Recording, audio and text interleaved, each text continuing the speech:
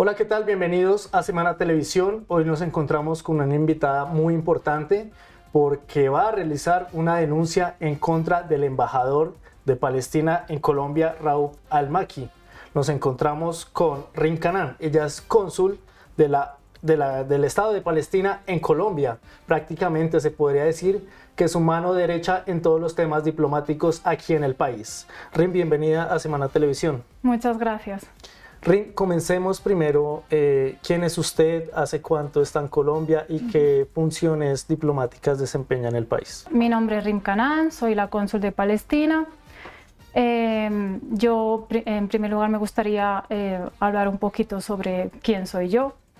Yo tengo estudios en filología de la Universidad de Salamanca en España. Tengo un máster en Ciencias Políticas de la Universidad Autónoma de Madrid.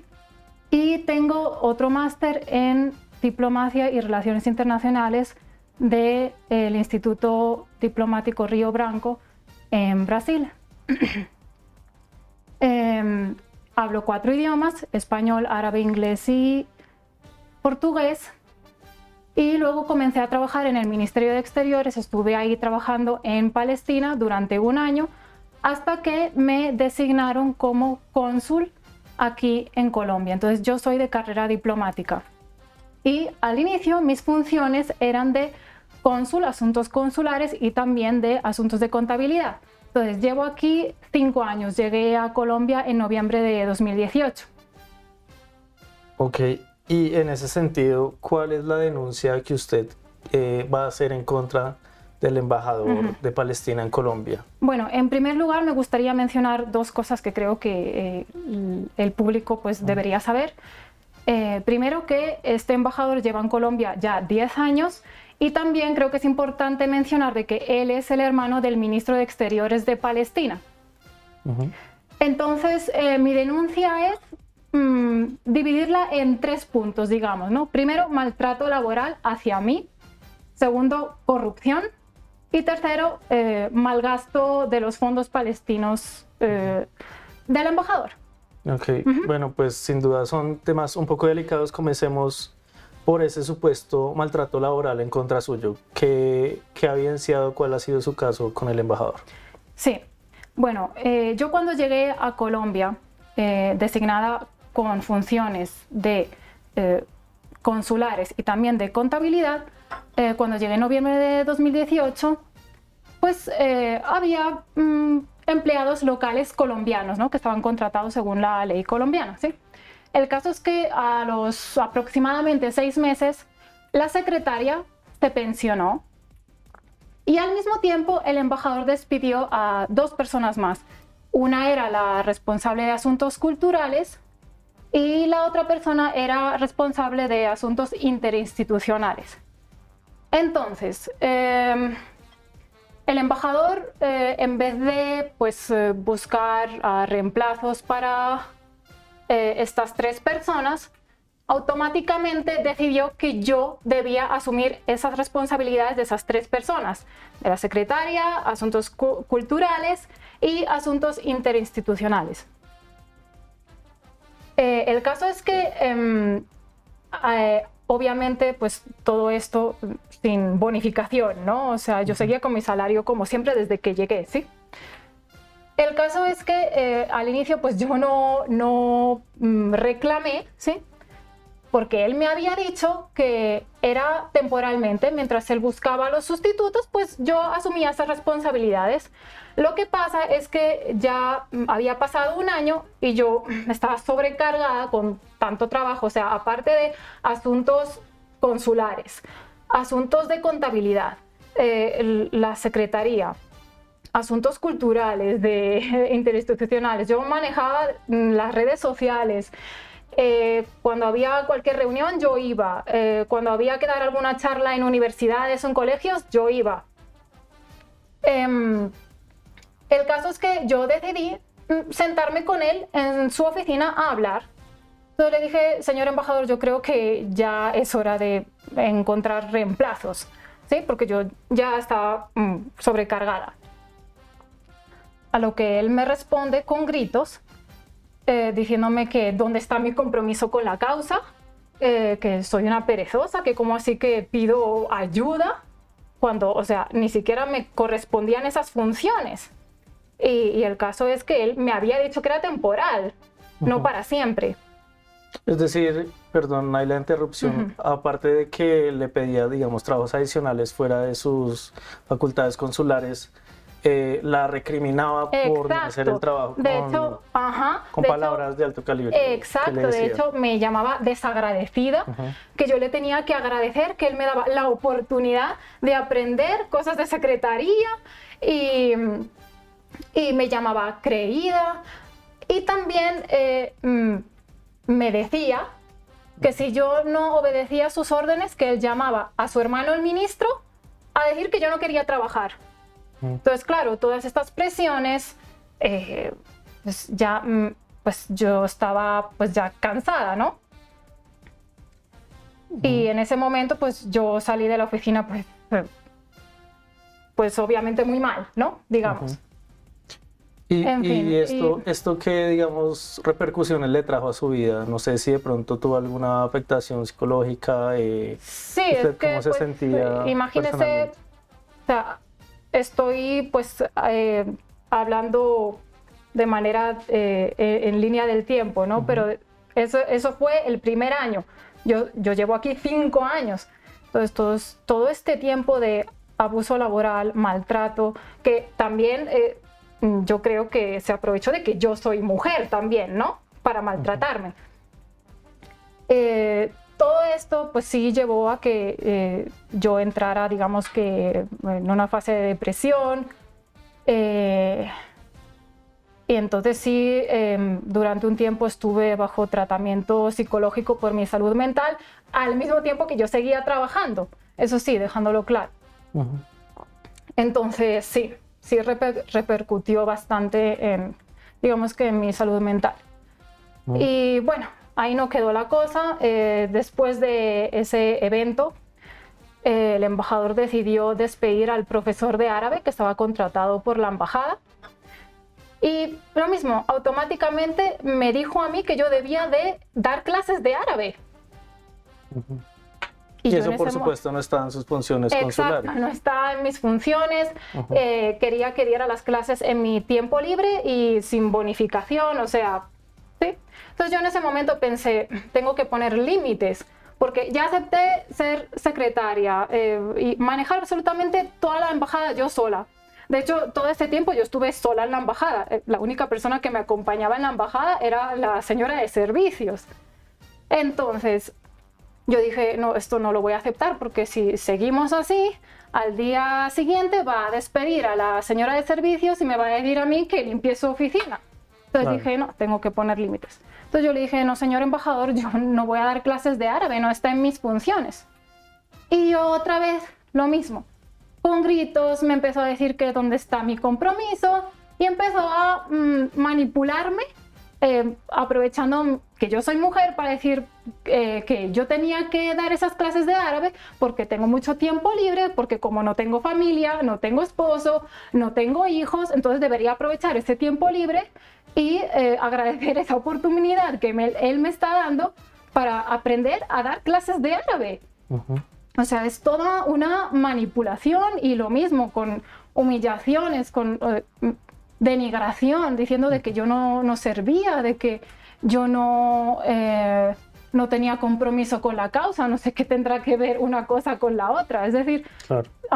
Y lo mismo, si no obedeces, yo le digo a mi hermano el ministro que tú no quieres trabajar. Aún así, él estuvo 1 año entero insistiéndome de que yo tenía que dar clases de árabe y yo me mantuve, no lo voy a hacer. Que no. Usted ahorita mencionaba que algunas personas precisamente fueron retiradas de la embajada.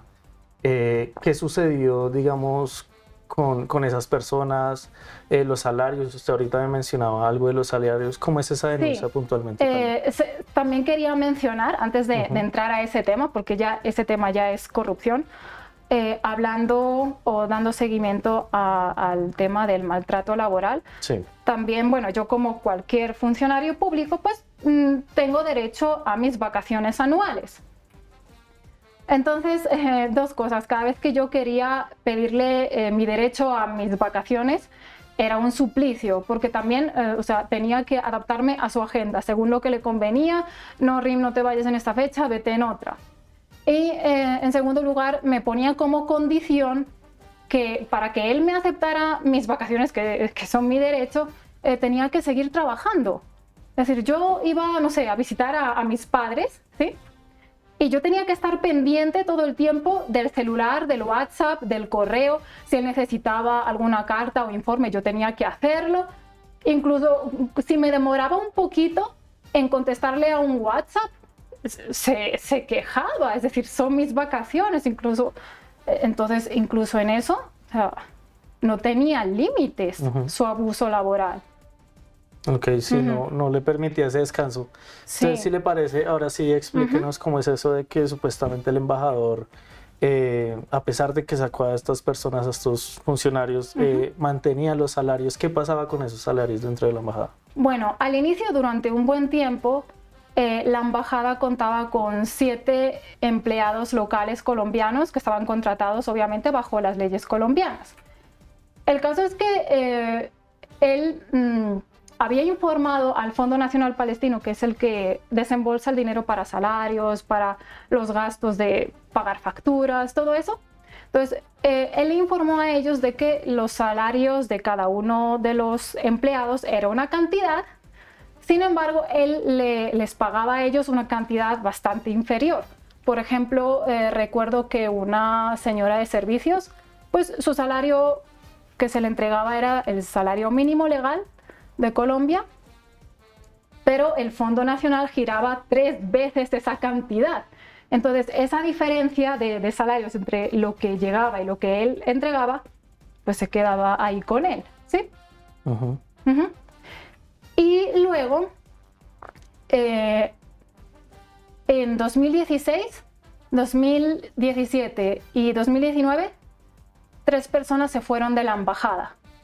Sin embargo, el embajador no notificó eso al Fondo Nacional. Entonces, pues claro, como el Fondo Nacional se pensaba que esos empleados pues seguían trabajando en la embajada, pues seguían girando los salarios normal. Y ese dinero, pues como esos empleados eran inexistentes en la embajada, pues se los quedaba a él. ¿Sí? El caso es que más adelante le notificaron al embajador que muy probablemente iba a ser trasladado como embajador de Palestina a otro país.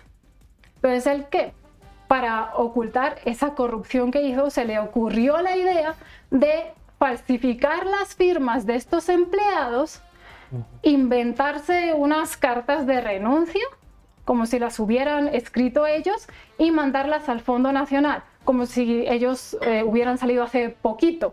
De hecho, una de las cartas de renuncia son de este mismo año. Entonces, todo este tiempo él estuvo recibiendo los salarios de estos empleados que no existían. Entonces, permítame aclaramos ese punto que me parece muy importante. Habían salido estos funcionarios hace un tiempo, pero seguían recibiendo el salario del Fondo Palestino. Y el embajador la embajada se quedaba con estos dineros. Y hasta que ya él vio que le iban a mandar a otro lado, sí, por miedo, las firmas. Se le ocurrió esa idea. Sí, siempre se sacan cheques y el dinero se le da a él en mano. Ok. Y digamos que, pues bueno, ¿qué pruebas habría como para saber que él falsificó estas firmas? ¿O qué evidenció usted en esos momentos para saber que eso ocurrió de esa manera? Sí, pues existen las evidencias de las cartas de renuncia de estas personas firmadas por ellos, la firma original de ellos, y luego aparte hay cartas de renuncia falsificadas con firmas que no son de ellos. Muy delicado, por supuesto. En medio de su denuncia, también lo mencionaba ahorita fuera de micrófonos, me contaba que hubo otros episodios, como por ejemplo en la Feria del Libro. Cuéntenos cómo fue ese momento de la Feria del Libro. Exacto. Bueno, la Embajada de Palestina durante hace varios años pues participa en la Feria Internacional del Libro de Bogotá, la Filbo, ¿no? Entonces el embajador aprovechaba la oportunidad de que la embajada pues reservaba un stand para beneficiarse, ¿sí?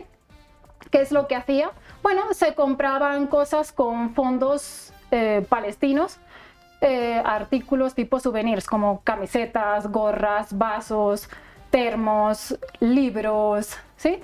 Artesanías, todo eso con dinero de la Embajada de Palestina, y las ponía a la venta en el stand, y todo el dinero de las ventas que se ha recaudado pues se lo quedaba a él. Por ejemplo, las personas que hacían las compras con tarjeta, con datáfono, resulta que bueno, existe una cuenta bancaria que está a nombre de la Embajada de Palestina, cuya existencia es desconocida para el Fondo Nacional Palestino. Entonces, él aprovechó eso, y todas las compras que se hacían mediante datáfono, pues el dinero iba para esa cuenta, se sacaba el cheque y se le entregaba los fajos de dinero en su oficina. Y las compras que se hacían en efectivo, pues al final del día se recaudaba todo el dinero y se le daba así en mano al embajador. Es decir, ¿no quedaba trazabilidad de esos dineros? Pues están las cuentas bancarias, los movimientos bancarios y cheques que se sacaron. ¿Pero él se quedaba el dinero para él personalmente? ¿O qué fue lo que usted pudo decir? Todos los cheques en general, bueno, se sacan a nombre del conductor, porque es el que hace las vueltas y todo eso, pero todo se le da en mano al embajador. Okay. Cuando se refiere al conductor del embajador. Sí, sí.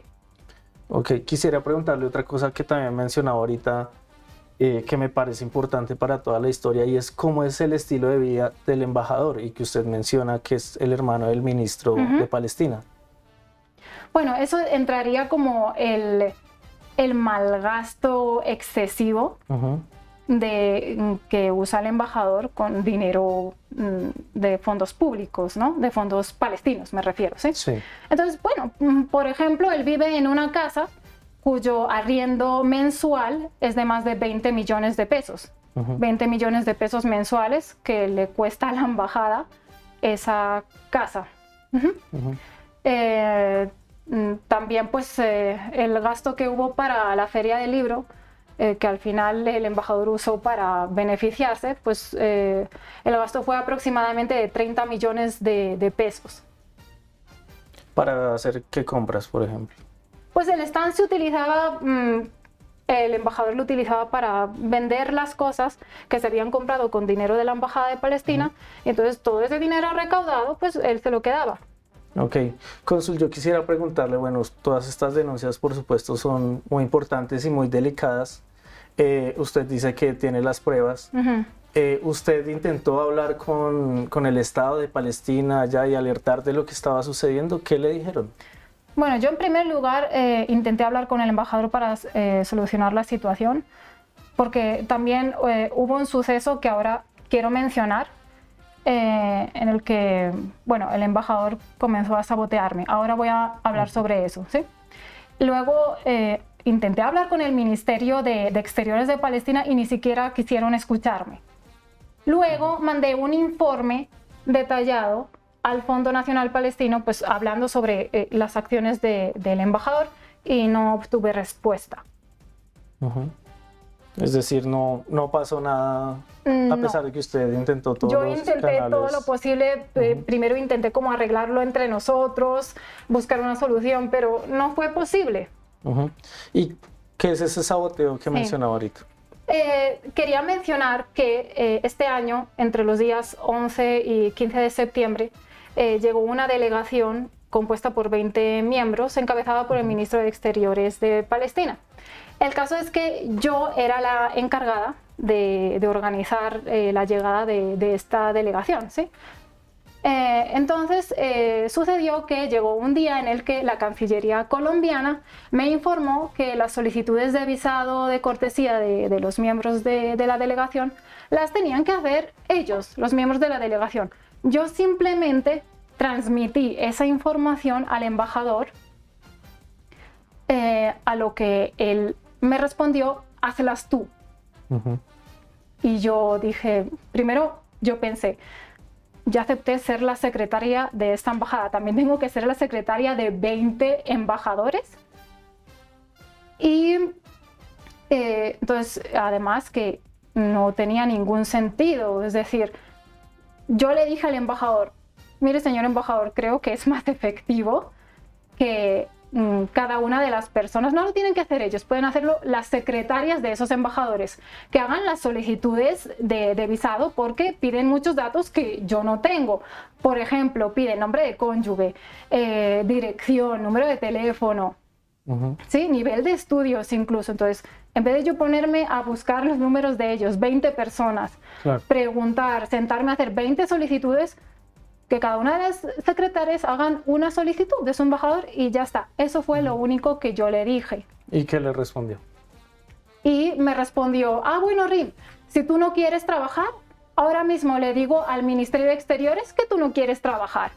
¿Así?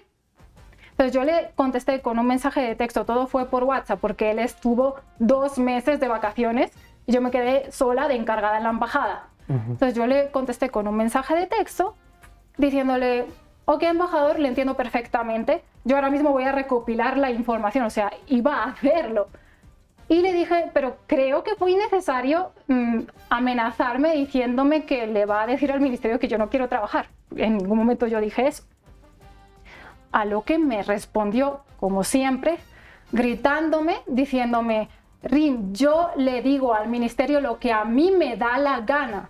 Rim, yo le puedo decir a Soad lo que a mí me da la gana. ¿Me entiende? ¿Me entiende? Y deje de hablarme así. ¿Ah? Es la última vez que yo le permito a usted que me hable de esta manera, ¿sabe? Y me empezó a decir de que desde que yo llegué, que no quiero trabajar, que yo siempre busco problemas. Yo me quedé, o sea, impactada, o sea, harta de 5 años haciendo todo sin rechistar. O sea, cónsul, contabilidad, secretaria, redes sociales, organicé la feria del libro, que yo creo que todo el mundo sabe lo complicado que es ese evento. Claro.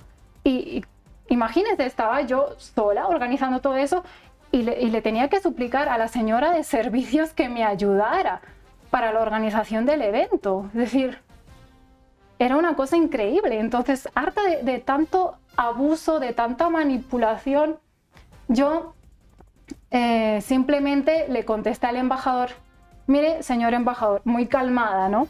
En un audio. Mire, señor embajador, si a usted no le gusta mi trabajo, tiene la opción de solicitar mi traslado y ya está. Además, yo soy un ser humano y merezco respeto. Estoy harta de sus manipulaciones. Así le dije. Entonces, no hubo respuesta. Ok, regresó de sus vacaciones. Sí. Y empezó a sabotearme. Entonces, recuerdo que un día llegué a la embajada, entré a mi oficina y me encontré con que la clave de mi computador estaba cambiada y no tenía la libreta de recibos consulares que yo uso para mi trabajo de trámites consulares. Sí.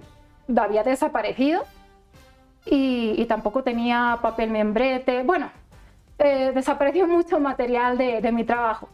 Y nada, yo le envié un audio al embajador diciéndole, hola señor embajador, creo que me cambió la clave de mi computador, es que no puedo entrar. Y me dijo que qué hago yo en la embajada. Entonces... Le había quitado sus funciones. Sí. Pero en algún momento la notificó formalmente. Nada. Nada, no hay comunicación entre él y yo. Yo intenté hablar con él para solucionarlo por el bien de la embajada, del funcionamiento, de la comunidad colombo-palestina, pero no quiso. Precisamente quisiera preguntarle hoy por qué usted decide pues revelar toda esta información y hacer esta denuncia muy delicada en contra del embajador, sabiendo pues también, usted ya nos ha mencionado su carrera diplomática, que prácticamente pues el hermano es el ministro. ¿Por qué decide contar esto ahorita? Porque la situación es de injusticia y decir la verdad es lo correcto. Y todos estamos viendo la situación tan complicada por la que está pasando el pueblo palestino, porque aparte de la ocupación israelí, los ataques que hay a Gaza, ¿sí? Pues considero que esta situación en particular pues no está ayudando para nada al progreso del pueblo palestino, sobre todo por el despilfarro que está habiendo. Sí, independientemente, digamos, del tema político marco geopolítico y del conflicto que sabemos que se vive en estos momentos entre Israel y Palestina, ¿le molesta, digamos, que se mueva este dinero acá, que él tenga, digamos, estos privilegios? Claro, igual es que es un mal hay gasto. falta de recursos. Claro, hay un mal gasto que no tiene ningún sentido. En Palestina, por ejemplo, hay carreteras que falta por arreglar, por construir, ¿no? Hospitales que también, por ejemplo, aparte de la Feria del Libro, también él aprovechó el Día de la Tierra Palestina, que antes de la pandemia se organizaba cada año en el Museo Chico. Entonces, lo mismo que la Feria del Libro, ¿no? Se compraban cosas con dinero de la embajada y las ventas que había durante esa actividad, pues lo recaudado iba para él. Y aparte se vendían boletas de entrada cuyo costo de cada boleta era de 10.000 pesos. Y él andaba diciendo a todo el mundo de que el dinero recaudado iba a ir para donar a un hospital que está en Ramallah, en la zona de Cisjordania, que iba para el tratamiento de personas con cáncer. Lo que pasa es que no existe ninguna evidencia de que ese dinero haya llegado a ese hospital y además el hospital actualmente su construcción está paralizada precisamente por falta de fondos. Entonces, eso es lo que me parece descarado. O, por ejemplo, ahora, ¿no? Con esta situación. Pues el embajador llama a todo el mundo que vengan a la embajada a donar, ¿no? Para Gaza. Mientras que él ha acumulado dinero de maneras ilícitas. O sea, ¿cómo se atreve a llamar a la gente a que done cuando él ha adquirido dinero de esas maneras irregulares? Claro. Muchos millones de pesos estamos hablando. Claro, claro. Bueno, cónsul Rim Kanan, pues por supuesto es una denuncia muy delicada. Estaremos por supuesto buscando también al embajador a ver qué tiene que decir sobre estos hechos y pues bueno, le agradecemos por haber contado esto acá en Semana, por atreverse, digamos, a contarlo a pesar de su carrera y su cargo.